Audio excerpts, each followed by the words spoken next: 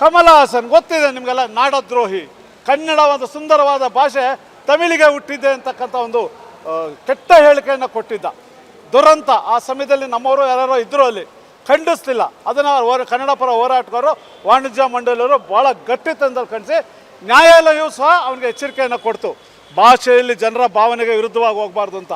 ಆದರೂ ಅವನ ದಾಷ್ಟತನದಲ್ಲಿ ಎಲ್ಲ ವಾಮ ಮಾರ್ಗದಲ್ಲಿ ಎಲ್ಲ ಒಂದಷ್ಟು ಕುತಂತ್ರಿಗಳು, ನಾಡದ್ರೋಹಿಗಳು ಈ 35 ವರ್ಷದಿಂದ ಬಿಡುಗಡೆಯಾದ ಯಶಸ್ವಿ ಚಿತ್ರ ಒಂದು ನಾಯಕನ್, ಅದನ್ನು ವಾಮ ಮಾರ್ಗದಲ್ಲಿ ಬಿಡುವಂಥ ಪ್ರಯತ್ನ ನಡೆದಿತ್ತು. ನಾವು ಪ್ರತಿಭಟನೆ ಮಾಡಿಲ್ಲ ಅಂದರೆ ಅವ್ರು ಇವತ್ತು ರಿಲೀಸ್ ಮಾಡೇ ಮಾಡ್ತಿದ್ರು. ಇದಕ್ಕೆಲ್ಲ ಇವತ್ತೇನಾದರೂ ಆ ಸಿನಿಮಾ ತಡೆದಿದ್ರೆ ಕನ್ನಡದ ಸೇನಾನಿಗಳು ಕಾರಣ. ಇದು ಯಶಸ್ಸು ಅವ್ರಿಗೆ ಸಲ್ಲಬೇಕು. ಹಾಗೆ ಇದನ್ನು ಮನಗಂಡು ಇದಕ್ಕೆ ಭಾವನೆಗೆ ಒತ್ತು ಕೊಟ್ಟಂಥ ಎಲ್ಲ ಚಿತ್ರಮಂದಿರದ ಮಾಲೀಕರಿಗೂ ನಾನು ಹೃದಯಪೂರ್ವಕ ಧನ್ಯವಾದಗಳನ್ನ ತಿಳಿಸ್ತೀನಿ. ಥಗ್ ಲೈಫ್ ಸಿನಿಮಾ ಬಿಡುಗಡೆ ಸಂದರ್ಭದಲ್ಲಿ ಒಂದು ಪತ್ರಿಕಾಗೋಷ್ಠಿಯನ್ನು ಮಾಡ್ತಾ ಕಮಲ ಹಾಸನ್ ಉದ್ದಟತನದಿಂದ ಮಾತಾಡಿದರು. ಅದು ಎಲ್ರಿಗೂ ಗೊತ್ತಿದೆ. ಏನು, ಮೊದಲು ತಮಿಳಿನಿಂದ ಕನ್ನಡ ಹುಟ್ಟಿದ್ದು ಅಂತ ಹೇಳ್ಬಿಟ್ಟು ಇದು ಇಡೀ ಕರ್ನಾಟಕದ ಜನ ಖಂಡಿಸಿದ್ದೀವಿ. ಹಾಗಾಗಿ ಅವನ ಚಿತ್ರ ಬಿಡುಗಡೆಗೆ ನಾವು ಅಡ್ಡಿಪಡಿಸಿದಂಥ ಸಂದರ್ಭದಲ್ಲಿ ಕಮಲ ಹಾಸನ್ ಅವರು ಕೋರ್ಟ್ಗೆ ಹೋದರು. ಕೋರ್ಟ್ ಏನು ಹೇಳ್ತು, ನೀನು ಮಾತಾಡಿದ್ದು ತಪ್ಪು, ರಾಜ್ಯಗಳ ಮೇಲೆ ವೈಮನಸ್ಸನ್ನು ತರಬಾರ್ದು ಅಂತ ಹೇಳಿ ಕೋರ್ಟ್ ಅವರಿಗೆ ಛೀಮಾರಿ ಹಾಕಿ ಕರ್ನಾಟಕದ ಕನ್ನಡಿಗರನ್ನ ಕ್ಷಮೆ ಕೇಳಬೇಕು ಅಂತ ಹೇಳಿದರು. ಆದರೂ ಅವನು ಸುಪ್ರೀಂ ಕೋರ್ಟ್ಗೆ ಹೋದ. ಅಲ್ಲೂ ಕೂಡ ಅವನಿಗೆ ಯಶಸ್ಸು ಸಿಗಲಿಲ್ಲ. ನ್ಯಾಯವಾದಿಗಳು ಕೊಟ್ಟಂಥ ತೀರ್ಪನ್ನು, ಆದೇಶವನ್ನು ಇವರು ಪಾಲನೆ ಮಾಡದೆ ಹೋದರೆ ಇವನು ಸಂವಿಧಾನಕ್ಕೆ ಏನು ಗೌರವವನ್ನು ಕೊಡ್ತಾನೆ ಅನ್ನೋದು ನಮ್ಮ ಪ್ರಶ್ನೆ.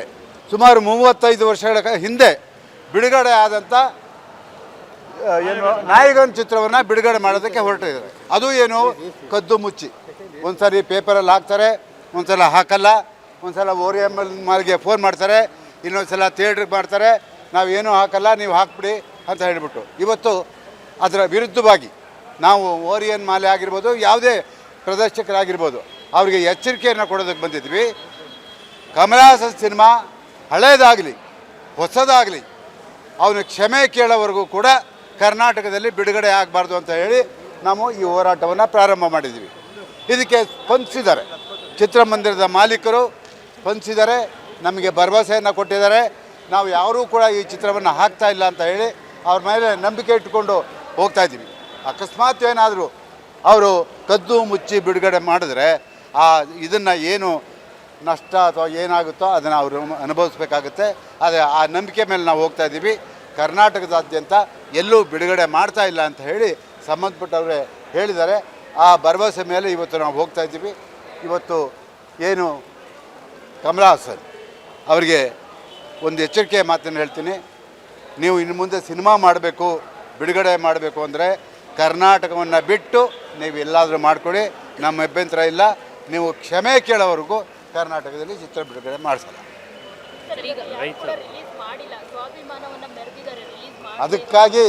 ಅದಕ್ಕಾಗಿ ನಮ್ಮ ಶಿವರಾಮೇಗೌಡರು ಆಗಲೇ ಹೇಳಿದರು, ಇಡೀ ಕರ್ನಾಟಕದ ಎಲ್ಲ ಪ್ರದರ್ಶಕರಿಗೆ ಅವರು ಅಭಿನಂದನೆಗಳನ್ನು ಸಲ್ಲಿಸಿದ್ದಾರೆ.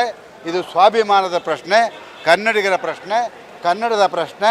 ಹಾಗಾಗಿ ಅವರು ಯಾರೂ ಕೂಡ ಬಿಡುಗಡೆ ಮಾಡೋದಿಲ್ಲ ಅಂತ ಹೇಳೋದನ್ನು ರಕ್ಷಣಾ ವೇದಿಕೆಯ ಶಿವರಾಮೇಗೌಡರು ಅಭಿನಂದಿಸಿದ್ದಾರೆ. ಚಲನಚಿತ್ರ ವಾಣಿಜ್ಯ ಮಂಡಳಿಯ ಪರವಾಗಿ ನಾನು ಕೂಡ ಅವರನ್ನು ಅಭಿನಂದಿಸ್ತೀನಿ.